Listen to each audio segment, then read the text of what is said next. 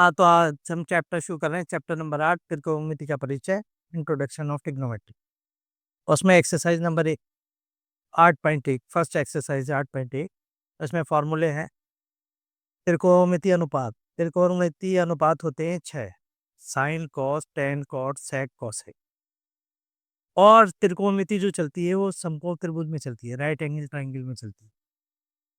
तो right angle triangle में चलेगी और इनके जो वैल्यू है sign, cos, ten, cot, sec, cosec की, वो जो है वो एक हमारे पास ट्रिक है इसे करने की। हिंदी में कहेंगे लाल बटे कक्का और इंग्लिश में कहेंगे PBP अपॉन HHB। इससे हम नंबरिंग कर लेंगे, ये इसी ऑर्डर में चलेंगे। साइन पहले, कॉस दूसरे, टेन, कॉट, सेक, कोसेक, यही सीरीज रहेगी। तो इनकी नंबरिंग करनी, साइन पहला, दूसरा, तीसरा, चौथा नीचे से ऊपर, पांचवा, छठा। ऐसे इधर इंग्लिश वाले में 1 2 3 4 5 6। साइन, साइन है पहले नंबर पर। ये अगर बेस एंगल ए है, अगर इसने ABC दे दिया कुछ, तो वो यहाँ लिखना पड़ेगा हमें बेस एंगल पर, या PQR दे दिया वो लिखना पड़ेगा। लेकिन अल्फा या थीटा दिया तो उसे हम अंदर लिख सकते हैं, या 30 या 40 डिग्री, 60 डिग्री कोई एंगल दिया वो भी अंदर लिखेंगे। तो इसमें इस एंगल पे जब हमने ए यहाँ लिख दिया तो ये आधार ये हो गया base,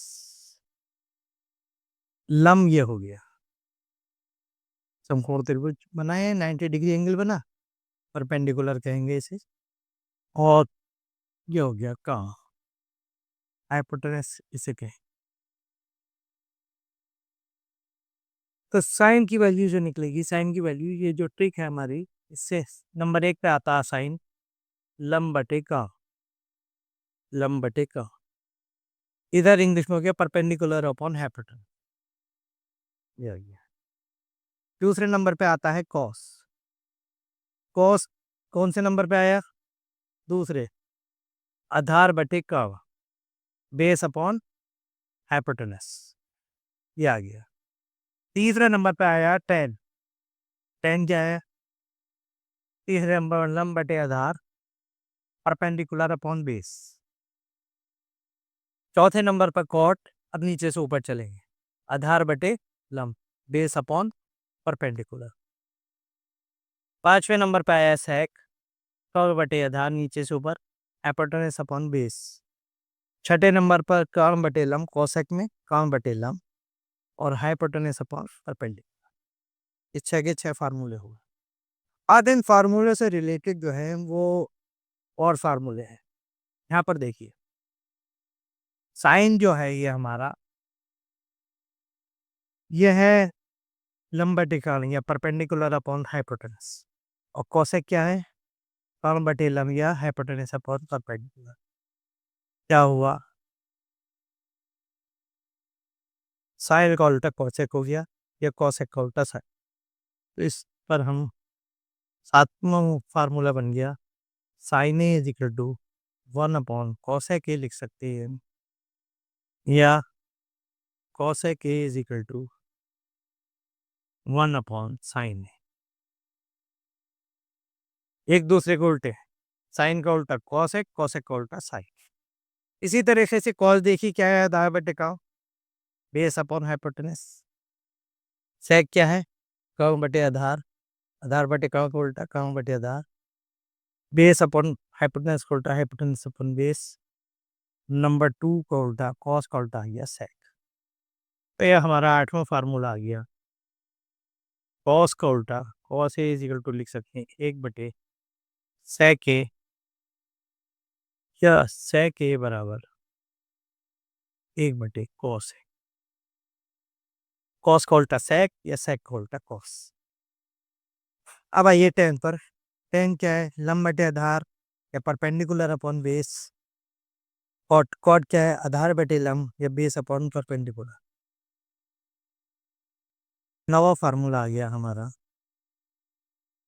ten A is equal to 1 upon cot A लिख सकते हैं, या cot A is equal to 1 upon tan A.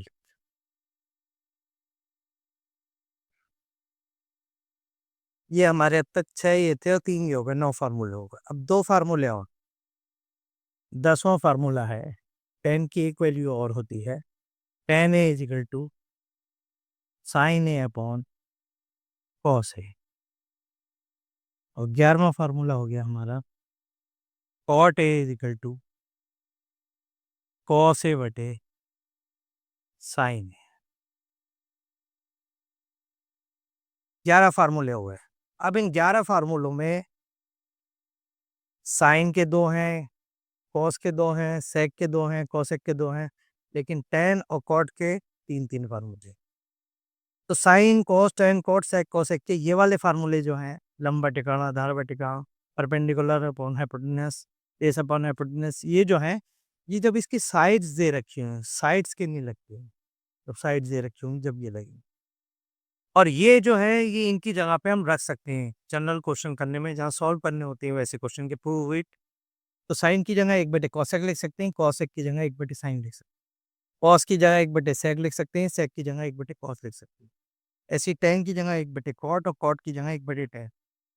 cot और tan के इन फार्मूलों के साथ-साथ ये फार्मूले भी हैं। ज़्यादातर tan का फार्मूला की जगह पर sin/cos और cot की जगह पर cos/sin।